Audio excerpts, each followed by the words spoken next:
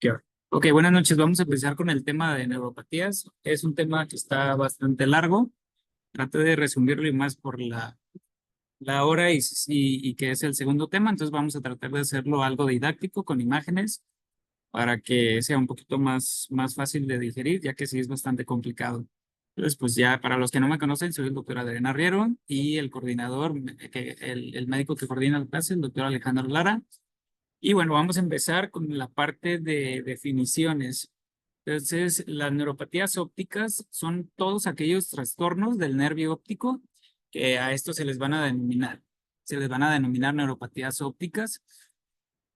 Las neuropatías van a estar siempre asociadas de forma aguda con un nervio óptico normal y a estas se les van a denominar neuropatías ópticas posteriores o retrovulvares. Así es como las vamos a poder clasificar. Unas posteriores y otras retrovulvares.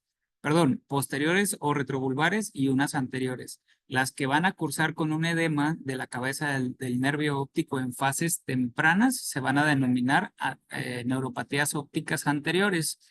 Sí, en casi todos los casos de una neuropatía o cuando el nervio óptico ya se encuentra pálido, es porque ha progresado o ha llegado el paciente o hacemos el diagnóstico 4 hasta 6 semanas después del inicio de los principales síntomas, que es la pérdida de la agudeza visual o pérdida visual como tal, incluso cuando ésta pueda llegarse a presentar en algunas de las etiologías.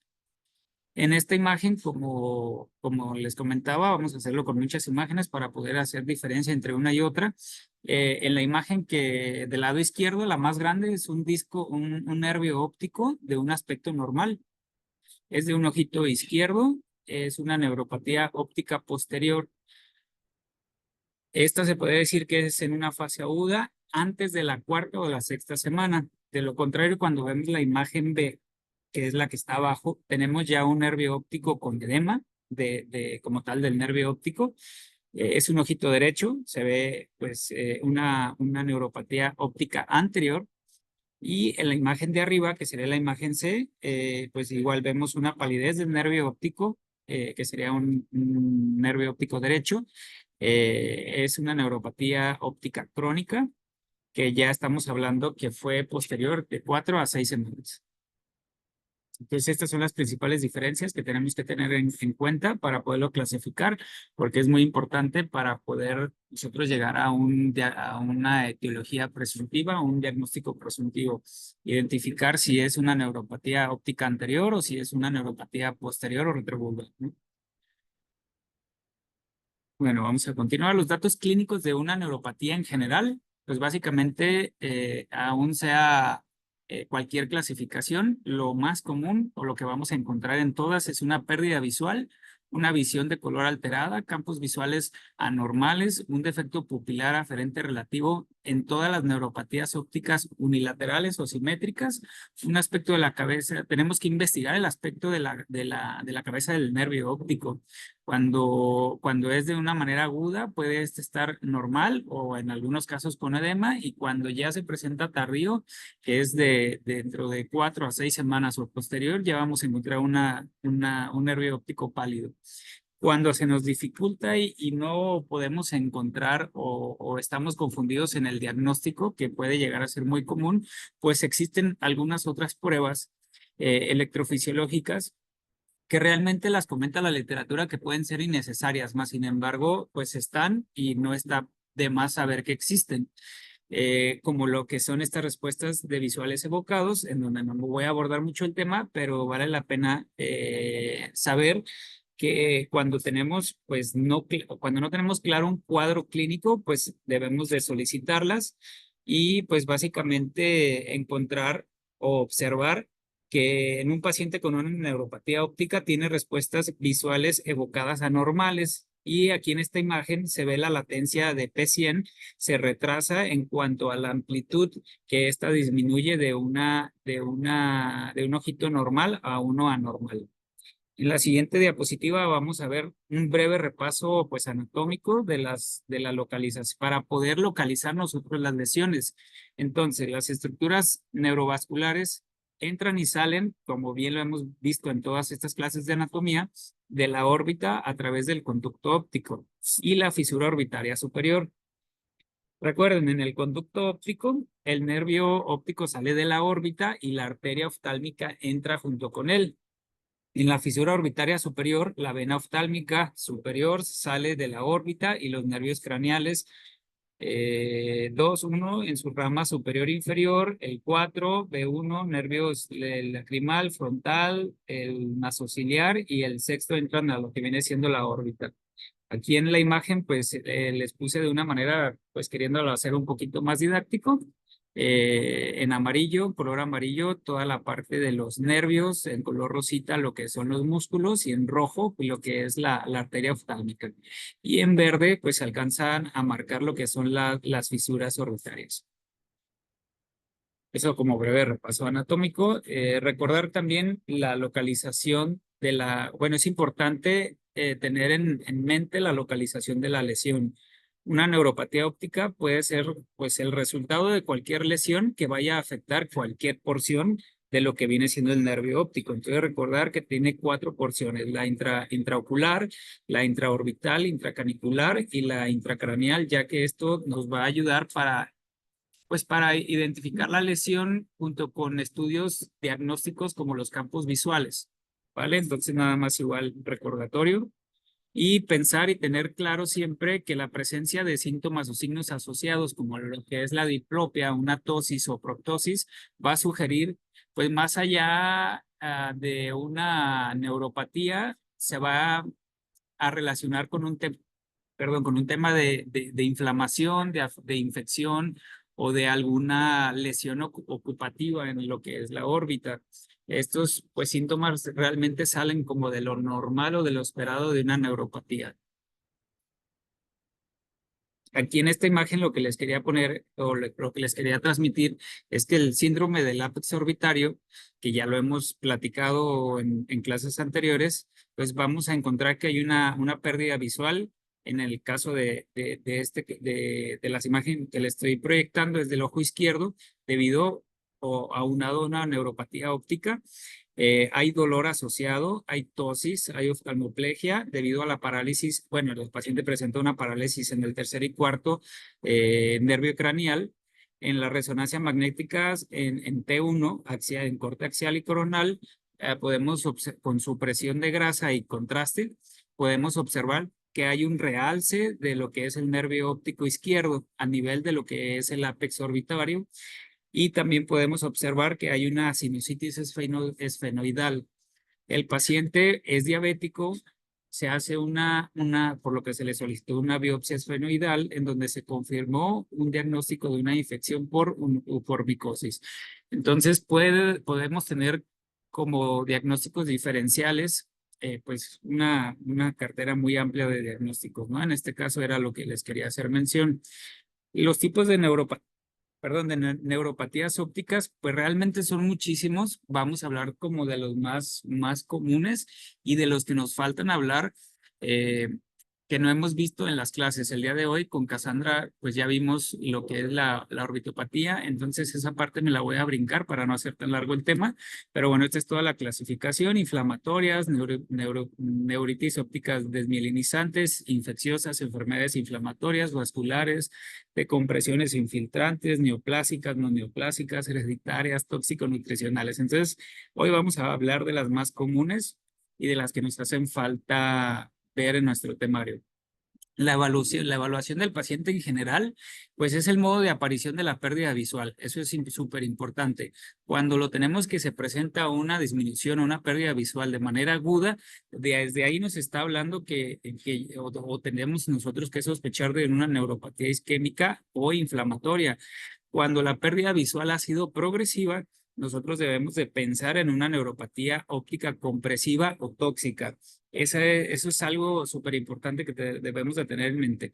Otro signo que nos va a ayudar a pensar o a tener una sospecha de diagnóstico es si hay una afectación en la visión a color, ya que si hay una afectación en la visión a color, pues nos puede estar hablando de que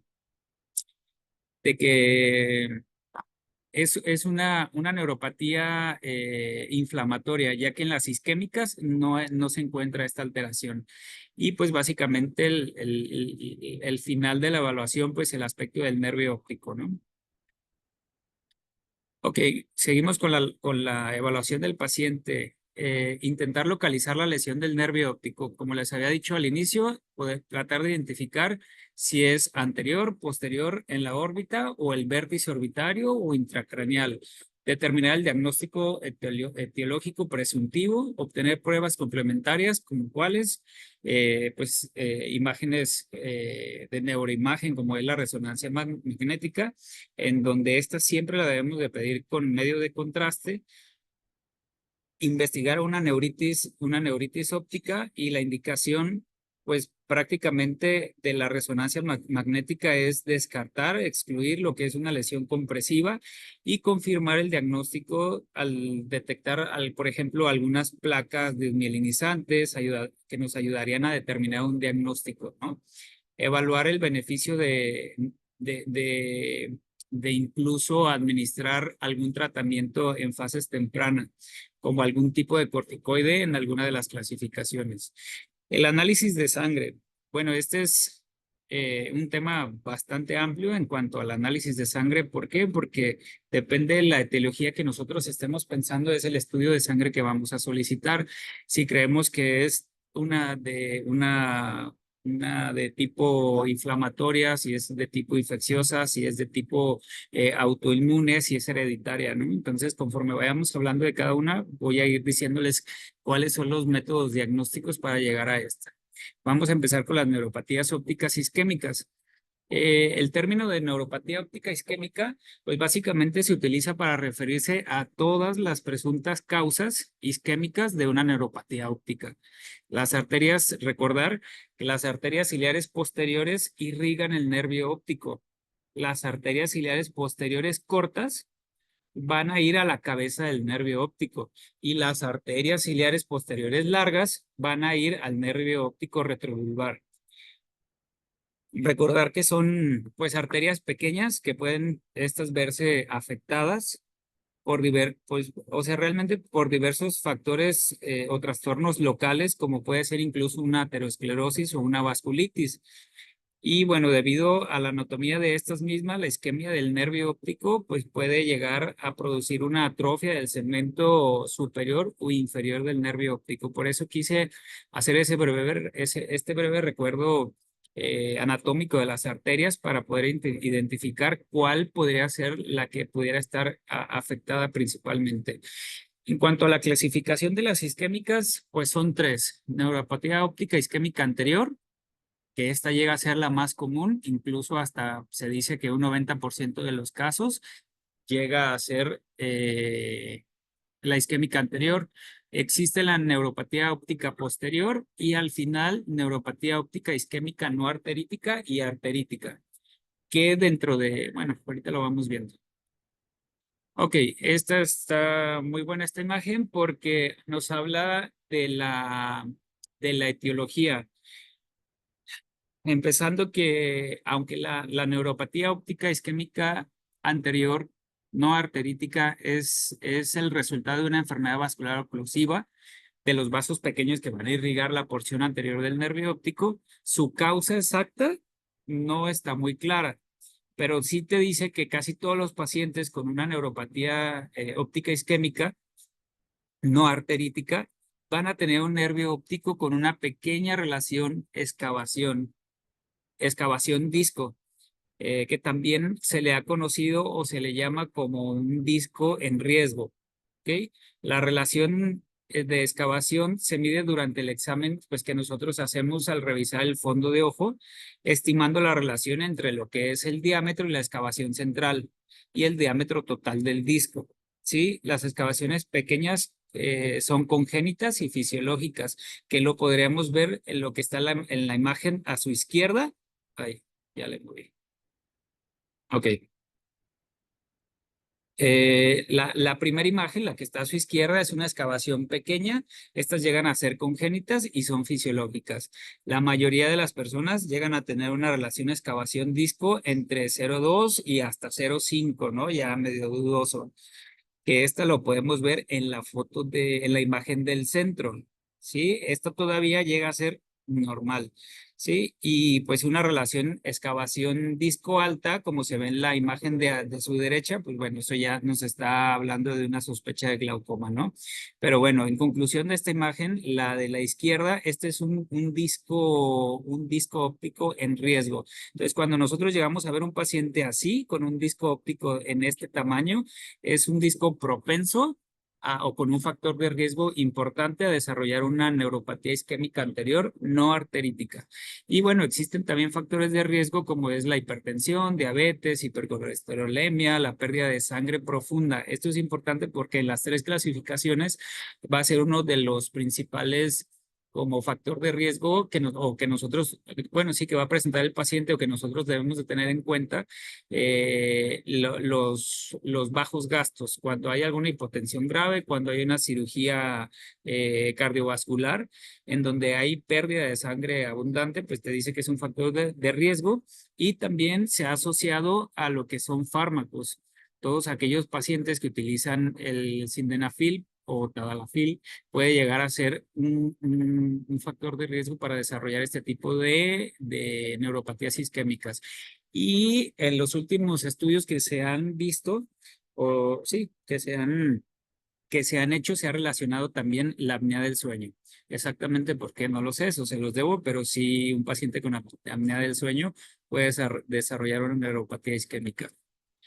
Ok, y este es el caso de una neuropatía óptica isquémica anterior bilateral durante un paciente que se sometió a una cirugía, a un injerto de derivación de la arteria coronaria, en donde en la imagen de arriba podemos ver un edema bilateral del nervio óptico, pues sí, como se ve en la imagen, hay un borramiento, digámoslo así, de lo que es el nervio óptico. En la segunda imagen, en la del centro, es un nervio óptico un mes después del evento quirúrgico. Aquí ya se agregan o podemos ver hemorragias. Se ha resuelto lo que es el edema, pero ya se presentaron hemorragias, ¿no? En la lesión, en la imagen de abajo, que ya sería 2 meses después del evento quirúrgico, pues ya vemos una atrofia del nervio óptico bilateral, pues bastante importante. La visión, la función visual no mejoró, hubo esa pérdida, no hubo mejoría a los 2 meses, al mes ni a los 2 meses, y pues en la imagen de hasta abajo podemos ver una prueba de campo visual 2 meses después del evento quirúrgico o de la pérdida visual, en donde hay una depresión, donde podemos ver que hay un efecto altitudinal inferior en el ojo izquierdo y la agudeza visual lo reportaban que era menor a 20/400 en el ojo derecho y 20/40 en el ojo izquierdo. Entonces, pues se alcanza a observar pues, muy bien este ejemplo, ¿no? En cuanto a la clínica, normalmente se describe en todo aquel paciente mayor de 50 años. Se caracteriza por una pérdida de visión monocular, aguda e indolora, que puede progresar durante varias horas o llegar a ser hasta varios días. Frecuentemente se va a encontrar un defecto pupilar aferente, hay un edema del disco óptico, pueden encontrarse hemorragias peripapilares, como lo vimos en el caso anterior, a lo largo de días o semanas o incluso meses. El disco óptico se va volviendo pálido. Entonces, en una fase aguda no vamos a ver una palidez del nervio óptico. Ya cuando pasan, no sé, 4 o 6 semanas es donde empieza a presentarse la palidez. Eh, y bueno, lo mencionaba también que en algunos casos se puede observar edema del disco óptico incluso antes de la pérdida visual. ¿Ok? Mm, ok, vamos a seguir. En cuanto al tratamiento, pues realmente no existe un tratamiento bien establecido para la arteritis, perdón, neuropatía óptica isquémica no arterítica. La función principal es descartar que haya una presencia de arteritis de células gigantes, que no voy a abordar mucho este tema porque ayer lo vimos con la doctora Tania. Controlar los factores de riesgo vascular, tratar la anemia si es que hay y prevenir la hipotensión. algunos recomiendan el uso de corticoides, aunque realmente no existe algún dato sólido que respalde este tratamiento. Ok, esa fue la anterior, la isquémica anterior. Vamos a pasar a la posterior, no arterítica. Y bueno, te dice que se caracteriza por una pérdida de visión monocular. Esta puede ser aguda e indolora, que puede progresar en horas o días. En esta sí vamos a encontrar un defecto pupilar aferente. El disco óptico al inicio lo vamos a ver completamente normal. Después de las semanas que les he estado comentando, es donde vamos a encontrar la palidez del nervio óptico. El defecto típico del campo visual en este tipo de neuropatía es altitudinal, arqueado, especialmente en la zona inferior. Ahorita vamos a ver imágenes, ¿vale? Eh, en este caso de este paciente, mencionaba que era una neuropatía óptica isquémica posterior bilateral. ¿Ok? Esta neuropatía, ¿por qué bilateral? Porque se presentó en un paciente que se sometió a una cirugía de columna, ¿sí? El paciente, bueno, se metió a una cirugía de columna, decían que era una fusión espinal que se prolongó por varias horas con una posición, manteniendo una posición prona. Entonces, cuando el paciente se despierta, el paciente presenta una pérdida visual grave en el ojo derecho y una pérdida visual leve en el ojo izquierdo. La significativa era en el ojo derecho. El fondo de ojo en ese momento era normal, ya que era la fase aguda, que era la que podemos ver en las imágenes de arriba, eh, y las pupilas estaban lentas en la respuesta hacia la luz. Entonces, pues lo que sugería una neuritis óptica isquémica posterior bilateral. 2 meses después podemos ver la imagen de abajo en donde ya podemos observar que hay una palidez bilateral del nervio óptico que es peor en el ojo am, ay, se me fue la palabra, pero bueno, que se asemeja a la pérdida visual, es lo que quería decir, la pérdida visual. Los campos visuales de Goldman, obtenidos 2 meses después, pues también nos demuestran que hay una pérdida visual en el paciente, en donde podemos ver una isla de visión superior restante en el ojo derecho y un defecto altitudinal incompleto en el ojo izquierdo. La agudeza visual es de cuentadedos en el ojo derecho y en el ojo izquierdo quedó de 20-25. Realmente en este caso de este paciente no hubo una mejoría. O sea, la pérdida visual que tuvo cuando despertó fue la misma que se mantuvo durante estos 2 meses y no hubo una mejoría. Esa pérdida visual se mantuvo. El diagnóstico y las causas, pues se dice que llega a ser rara. Puede ocurrir los factores de riesgo, como la que les presenté, ocurrir en cirugías prolongadas de columna y de corazón, o pacientes que se mantienen con una hipotensión sistémica aguda. Cuando esta no es por una etiología quirúrgica, puede sospecharse en todo aquel paciente de 50 por arriba de 50 años, que generalmente podemos pensar en una arteritis de células gigantes, que este es un diagnóstico diferencial. Y bueno, tener en cuenta que puede ser un diagnóstico de exclusión. En cuanto a los factores de riesgo, como les decía, pues cirugías de columna o en cualquier cirugía que mantengan una posición en decúbito prono. No decía cuántas horas en específico, nada más las mencionaba de larga evolución. No sé cuántas horas puede ser un factor de riesgo. Pacientes que tengan un bypass de la arteria coronaria, una hipotensión grave, una hemorragia sistémica, un paciente en paro cardíaco, un paciente que tenga una anemia grave y trastornos de la hipercoagulabilidad. Ok, eso fue todo en cuanto a la posterior. Vamos a hablar ahora de las neuropatías ópticas isquémicas, arterítica anterior y posterior, que viene siendo las de células gigantes. No voy a mencionar mucho porque ya ayer se habló de ellas, solo hablar la importancia de la incidencia, que es más común en mujeres, en pacientes caucásicos por arriba de 50 años. Realmente lo mencionaba que específico se encontraba en los 60. Lo que es la etiología, ya ayer la comentó Tania, es con una predisposición genética, a donde yo lo revisé, hablaba que era una mayor incidencia en los europeos del norte y sus descendientes. Esta es como parte de la fisiopatología, pero ya ayer se mencionó. no la voy a decir. El diagnóstico, pues como bien lo dijeron ayer, te puedes apoyar desde una BCG, una PCR, una biopsia como tal del vaso afectado, pero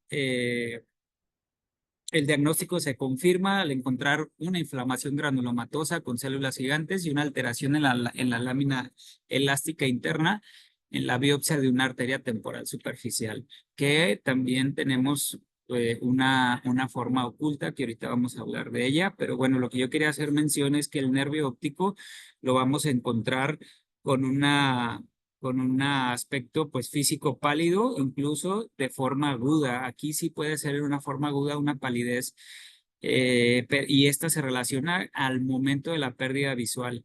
La retina peripapilar suele estar pálida, lo que sugiere un proceso isquémico ya un poquito más extenso, ¿no? Incluso comprometiendo la coroides y la retina asociada a todo esto. Podemos encontrar manchas algodonosas, que estas llegan a ser comunes y que nos están indicando que hay un proceso isquémico ocular difuso, ¿sí?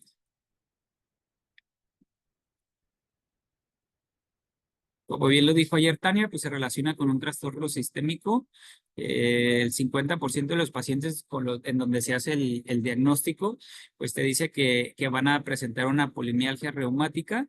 Hay una forma de artritis de células gigantes que lo mencionan como oculta, que esta llega a presentarse en el 20% de los pacientes, donde ya se confirmó el diagnóstico, y estos se caracterizan por presentar una pérdida repentina de la visión sin que el paciente haya presentado alguno de los signos o síntomas sistémicos que normalmente esperaríamos encontrar en un paciente con este diagnóstico. ¿Ok? Por eso es que se le llama oculta. Los síntomas, pues como ya se dijo, pérdida visual, diplopia, dolor de cabeza, dolor en cuero cabelludo, claudicación mandibular, síntomas sugestivos a lo que es la artritis de células gigantes. Hay pérdida de síntomas sistémicos como pérdida de apetito, pérdida de peso, sudoraciones nocturnos, polimialgia reumática. El dolor de cabeza, pues les mencionaba, este es muy característico, que es de reciente aparición. Parte de lo que los pacientes llegan a la consulta y te dicen es que no toleran el uso de los lentes, que les duele al estarse acostando del lado donde hay esta afectación, ya sea derecho o izquierdo, que no toleran incluso ni siquiera pasar el cepillo al momento de peinarse, ¿no? En cuanto a las causas, pues te dice que el nervio óptico está infartado y tiene una apariencia blanquecina que llega a afectar más comúnmente toda lo que es la cabeza del nervio óptico. Llega a presentarse áreas de blanqueamiento que te habla de una isquemia de la retina, continua la isquemia del nervio óptico, que hay infartos algodonosos aislados en la retina, como se alcanzan a ver en las imágenes que les presento. El diagnóstico, bueno, esta imagen pues habla del resultado histopatológico, pero parte de los estudios que puede realizar una angiografía con fluorescencia intravenosa, el Doppler a color, la biopsia, que esto es como el estándar, el gol de oro, ¿no? Es el que nos va a dar o confirmar el diagnóstico. El tratamiento, y ayer lo mencionó Tania, nada más quería yo hacer mención que tiene dos objetivos el tratamiento. El principal es prevenir la pérdida visual. El segundo objetivo es la terapia encaminada o enfocada a la reversión de la pérdida visual. No existe algún estudio que te que te hable sobre la eficacia de algún régimen en específico. Incluso ahorita de lo que se ha como estudiado más, te habla del uso del tocilizumab, que últimamente, bueno, más bien se ha probado en los últimos investigaciones, es un anticuerpo monoclonal contra el receptor de interleucina 6 y este va a actuar como un agente ahorrador de los esteroides en el tratamiento, pues que es el ideal para ¿no? Para este tipo de afecciones. Ok, vamos a pasar a la neuropatía por radiación.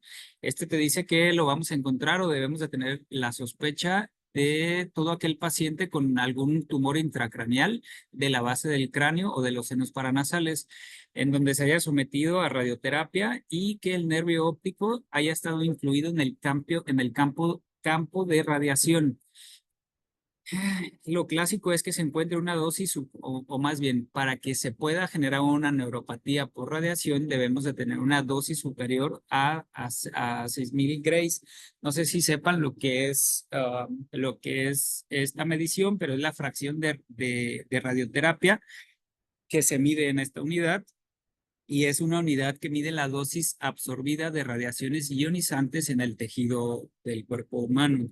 Entonces, cuando esa dosis absorbida de radiación ionizante supera a esta cantidad, es cuando podemos llegar a encontrar una neuropatía por radiación.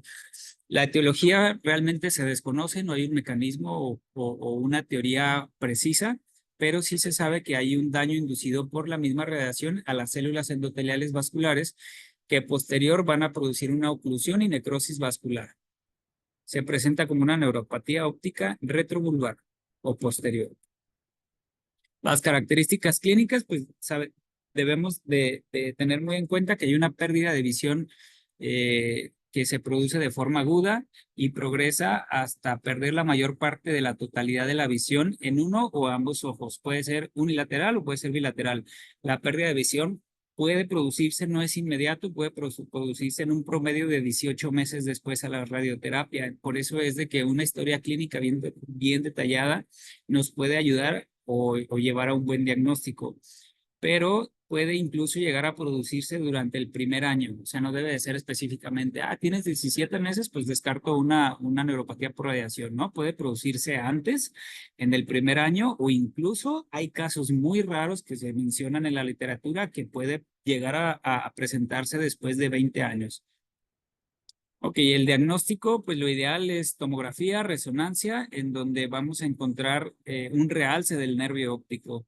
El quiasma óptico, posiblemente los tractos ópticos puedan estar lesionados. En la imagen que yo les estoy poniendo, habla de es una resonancia magnética coronal que muestra el realce del quiasma óptico, que está marcado con la flechita en negro, que pues nos habla o nos dice que es compatible con una necrosis o radiación. ¿Ok?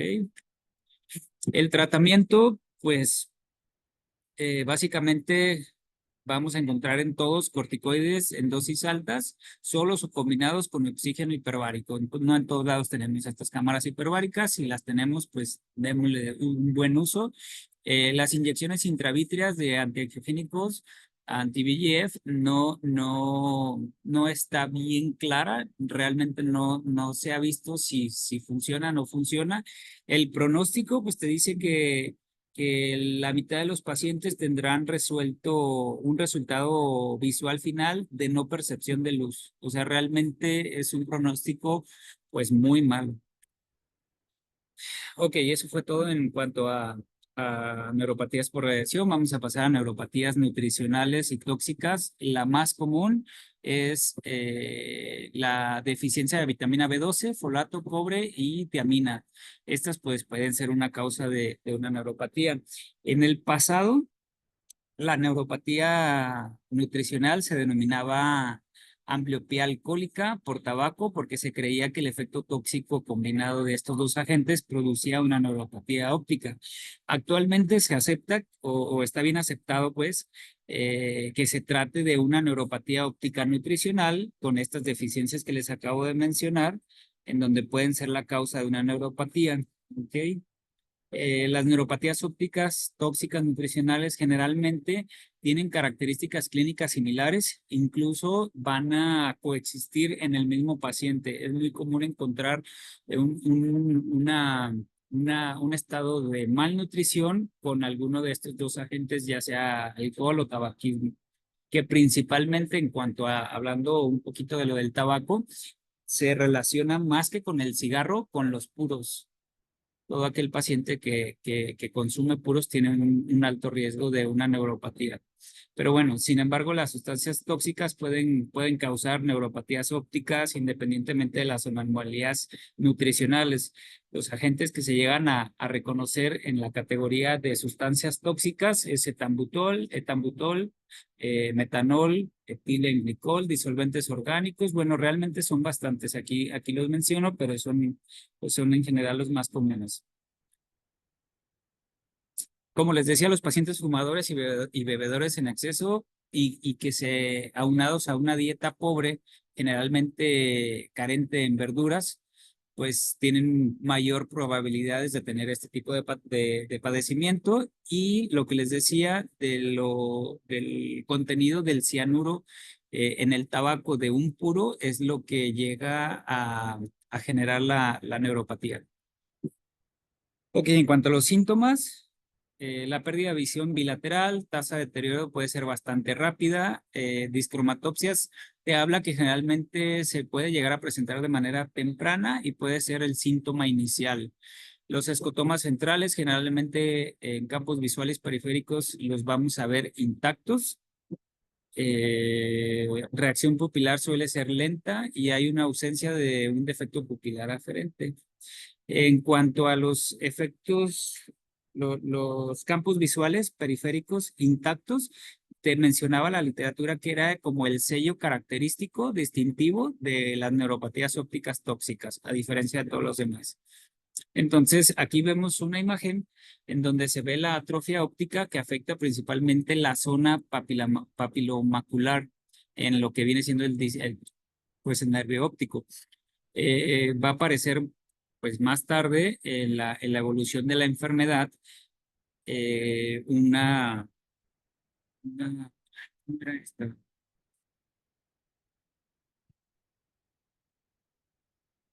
Se me fue. Sí, sí, sí se sigue viendo, ya no me escucho.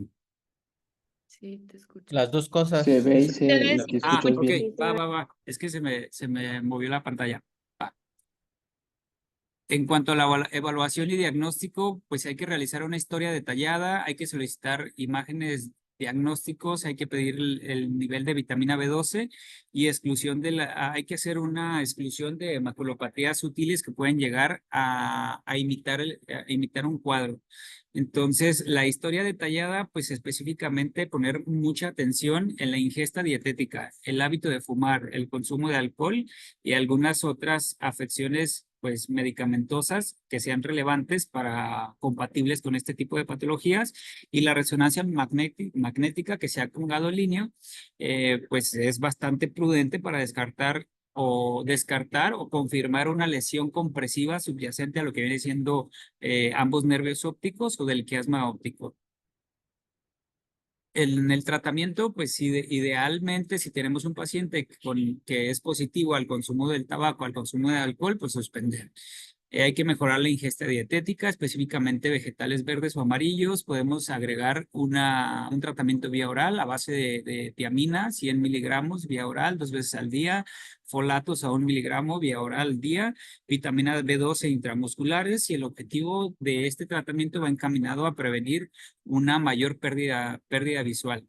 Si los pacientes se diagnostican y se tratan, se puede recuperar parte de la función visual. En lo que es esta patología, pues tienen un buen pronóstico si se diagnostican, si se suplementan en una manera adecuada y temprana. Cuando hay un déficit de vitamina B12, que la deficiencia llega a ser grave de esta vitamina, generalmente es debido a una absorción deficiente, puede producir neuropatías ópticas, ya sean bilaterales. Estas se van a caracterizar por una progresión lenta. Las neuropatías ópticas suelen ser el principal signo de una deficiencia de vitamina B12 y pueden preceder de una anemia o algún otros síntomas y signos neurológicos. Recordar que la vitamina B12 pues se va a absorber en el ilion. En este tipo de casos pues hay una mala absorción en esta parte anatómica. Recordar que las células parietales de la mucosa gástrica no van a producir un factor intrínseco, y lo vamos a encontrar en pacientes con mala alimentación o veganos estrictamente un régimen alimenticio pues muy estricto. Sí, lo podemos encontrar también en pacientes con cirugía gastrointestinal y el tratamiento con hidroxicobalamina.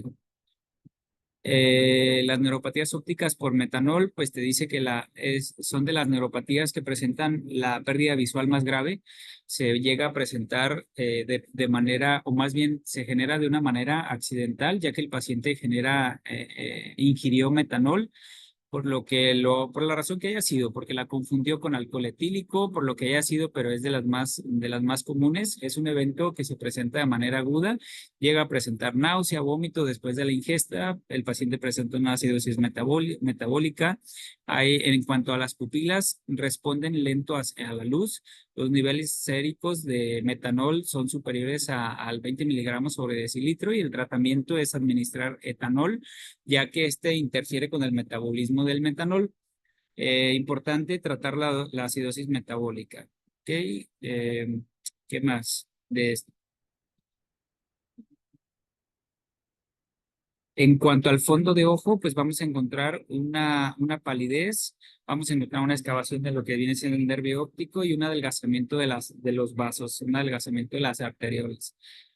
Como les decía, las pupilas generalmente van a responder con lentitud a la luz y en casos donde haya una pérdida total de la visión, pues las pupilas van a estar en midriasis y no va a haber una respuesta a la luz.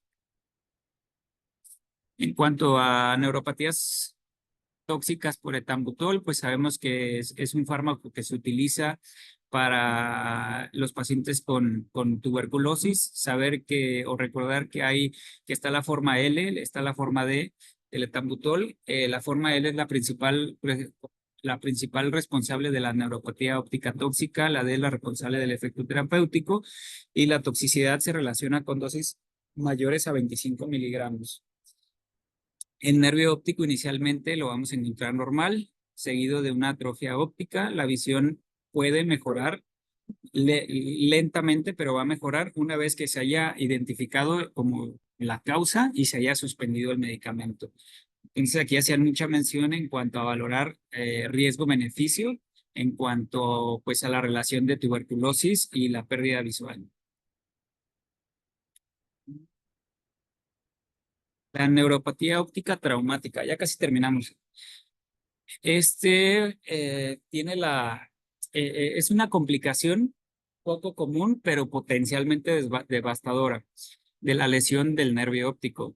Siempre debemos de sospechar en cualquier paciente con evidencia de disfunción de lo que es el nervio óptico y una disminución de la agudeza visual inexplicable, un defecto pupilar aferente o discromatopsias después de todo aquel traumatismo en la cabeza. Entonces, todo aquel paciente con un traumatismo en la cabeza que tenga estos datos clínicos, debemos siempre de sospechar.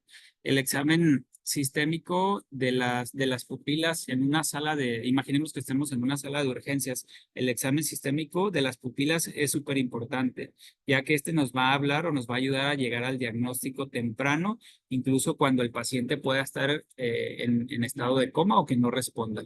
¿Ok? Digo, claro, si no responde, pues no podemos valorar una discromatopsia, pero sí nos vamos a valorar la cuestión de las pupilas.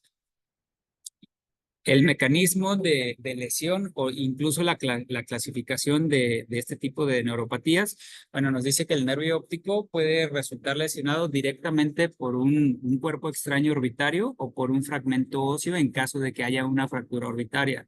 ¿Sí? Eh, Esto sería una traumática directa o que se presente de una manera indirecta, como el resultado de aquella fuerza conmocionante en la cabeza del nervio óptico. Y esto lo vamos a encontrar particularmente en todo trauma en la frente.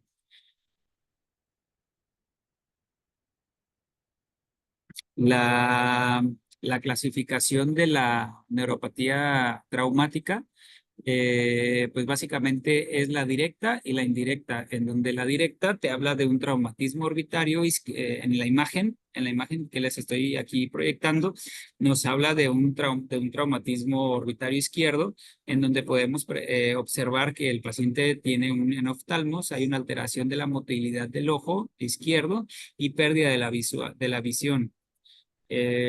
Hay un... ah, perdón.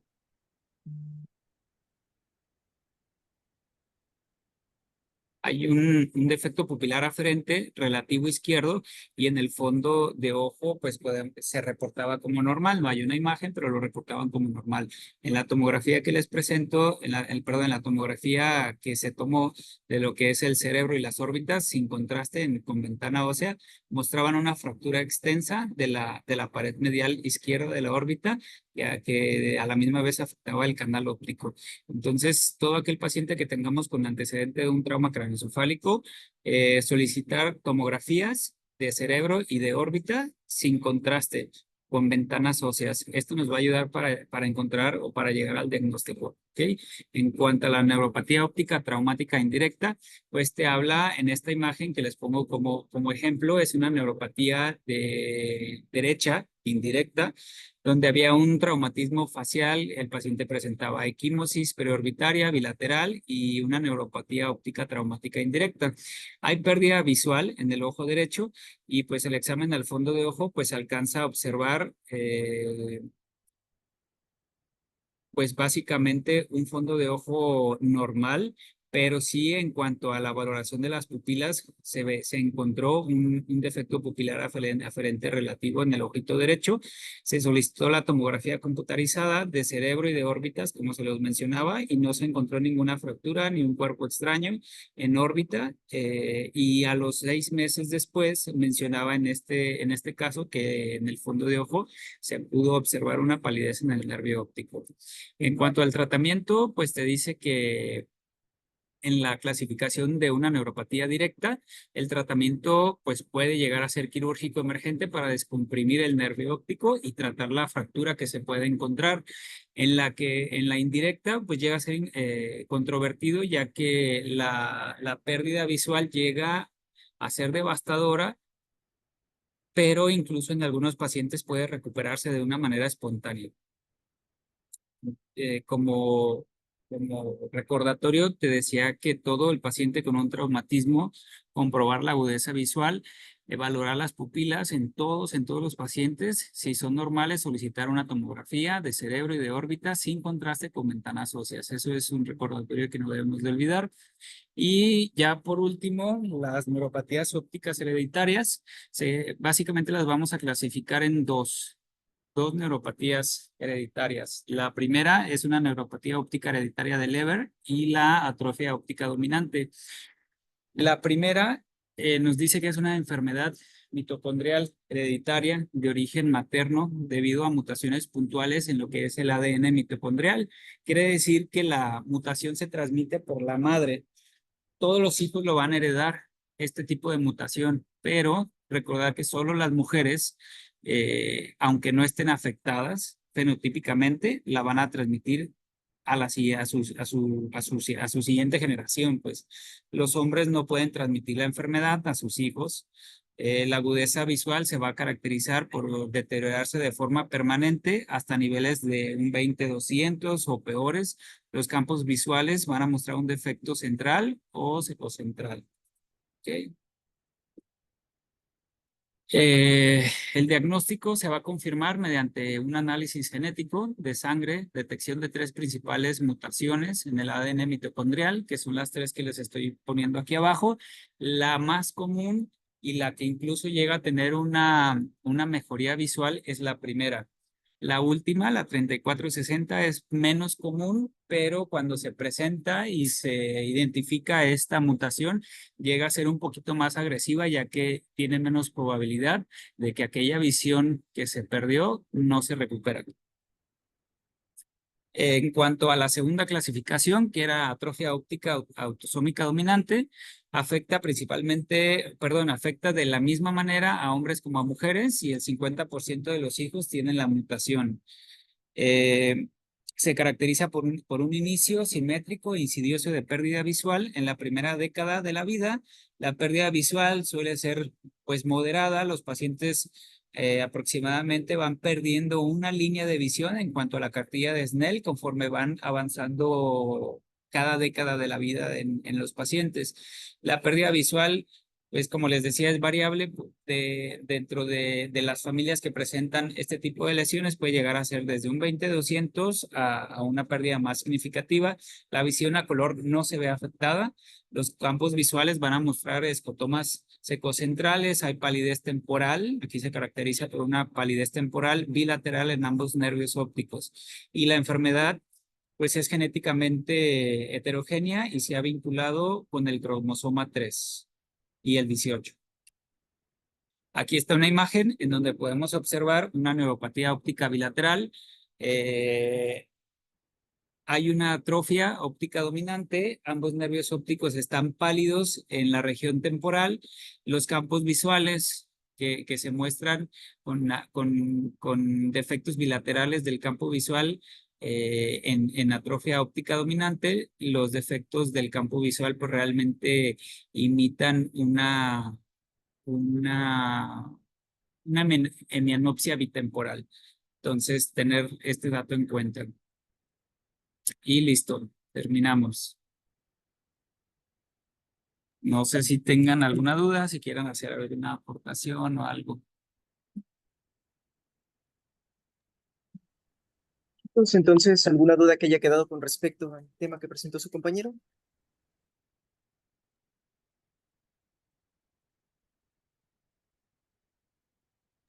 Yo creo que Doctor, no, quedaron muchas, doctor, es un tema súper extenso, pero alguien iba a sobre justo las pupilas, ¿no? Porque hablábamos de que hay enfermedades o neuropatías en las que las pupilas o no se van a miosis o no se van a midriasis. Estas pupilas son reactivas a gotas o a medicamentos, por así decirlo, o por más que les hagamos, o cómo podemos diferenciar, por ejemplo, que no tenga una midriasis de una sinequia. Va a depender ahí de la causa origen. Por ejemplo, si son pupilas tónicas, como en el caso de la pupila tónica de Adi, no responde a medicamentos. Cuando no es una situación tónica, sino que más bien es una disfunción únicamente de la conducción nerviosa, si el medicamento actúa de la unión de la placa neuromuscular, sí puede tener una buena respuesta. Por ejemplo, cuando se actúan los receptores muscarínicos, si el problema es a nivel de el nervio, entonces sí va a tener una respuesta al medicamento, ya sea agonista o antagonista. Ok, gracias, doctor. Oh, medicamento. En cuanto a la pregunta de Aaron, yo tenía una duda que no es tanto como el tema, pero en los pacientes glaucomatosos, ¿por qué hay una menor respuesta cuando ya hay un daño muy avanzado del nervio óptico a los midriáticos? Bueno, ahí va a ser dependiente de muchos factores. Hay que recordar que puede ser incluso un glaucoma normotensivo, pero ahí lo que más se ha descrito es una alteración en la respuesta por parte de la producción de humor acuoso por la anhidrasa carbónica. Entonces hay una desensibilización a la inhibición, hay un aumento de la función de la anhidrasa carbónica y por eso tiende a ser una respuesta menor. Es como un efecto de los beta bloqueadores a nivel de asma o a nivel de POC, que la misma reducción o inhibición hace que se exprese más cantidad de receptor. Aquí se expresa más cantidad de la enzima y se produce más humor. Entonces, por eso va perdiendo la respuesta a los tratamientos farmacológicos conforme progresa el daño. Gracias, doctor. Muy bien. Bueno, ahí recordar también, sí mencionaba su compañero que se utiliza el etanol como tratamiento para intoxicación por metanol, polietilenglicol, etilenglicol y demás. Existe ya el fomepizol. Sí, fomepizol es un fármaco que tiene precisamente ese efecto de inhibir la alcohol deshidrogenasa para el tratamiento de las intoxicaciones por alcoholes. Si no hay fomepizol, ahí es cuando pueden utilizar el etanol. Si la enzima es más afín por el etanol. Y dentro de las exposiciones, pues recordar, metanol sobre todo contamina alcoholes baratos, vamos a decir. Tonayan, por ejemplo, whiskies son los que más comúnmente vienen contaminados por metanol. Y el etilenglicol y polietilenglicol más que nada en anticongelantes.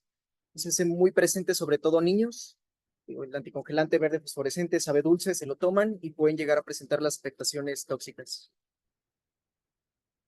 Más de la parte también de las vitaminas y deficiencias nutricionales, Recordar por ahí, sobre todo cuando es cobre B12, en la resonancia pueden ver un reforzamiento de hiperintensidad en los cordones posteriores, muy similar a lo que sucede con VIH o sífilis. Entonces, por ahí en el mismo estudio de imagen, si ven el reforzamiento del cordón posterior, ya las otras manifestaciones clásicas, ¿no? En el caso de deficiencia de B12, pues los neutrófilos hipersegmentados, la polineuropatía periférica, y aunque sí la deficiencia es muy común en veganos, como comentaba su compañero, también piénsenlo siempre en diabéticos, porque la metformina inhibe la absorción de cobalamina, ¿sí? Inhibe la función del factor intrínseco, entonces, sobre todo a nivel de la cubilina, y personas que llevan más de 3 años tomando metformina llegan a presentar déficit de B12.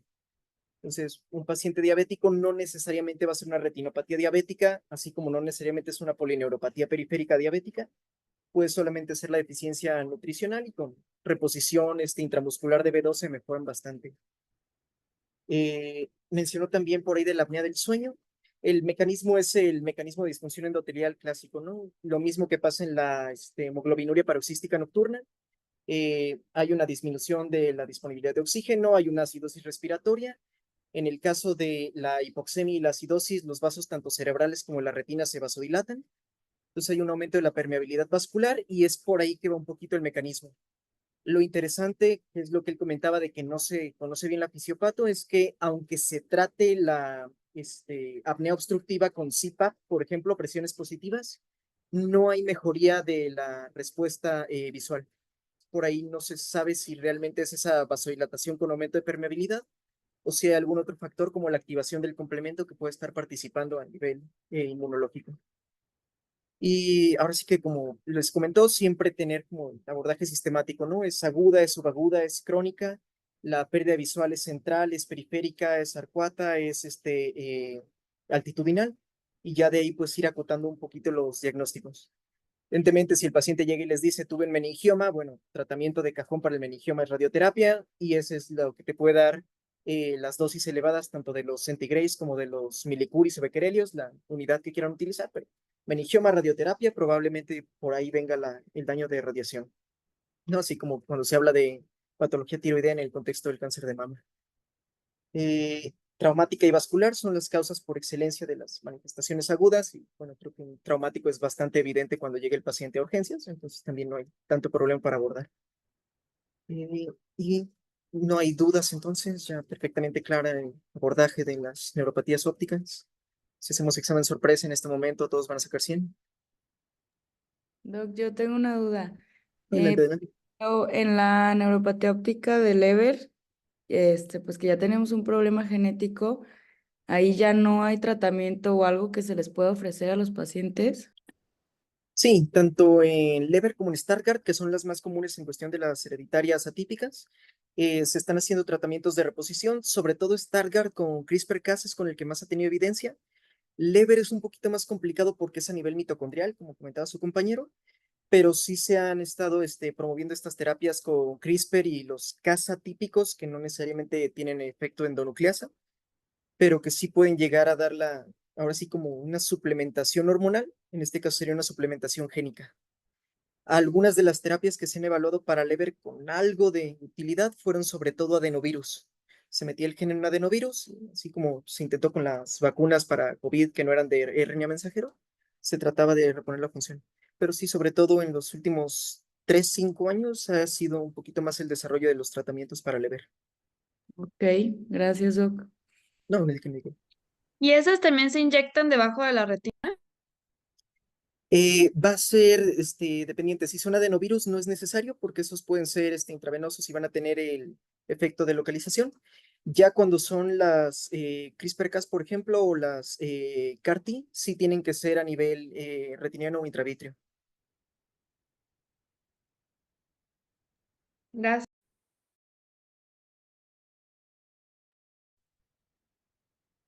Muy bien. Vale, pues un gusto haber estado con ustedes para esta sesión. Cualquier duda, les digo, tienen mi contacto.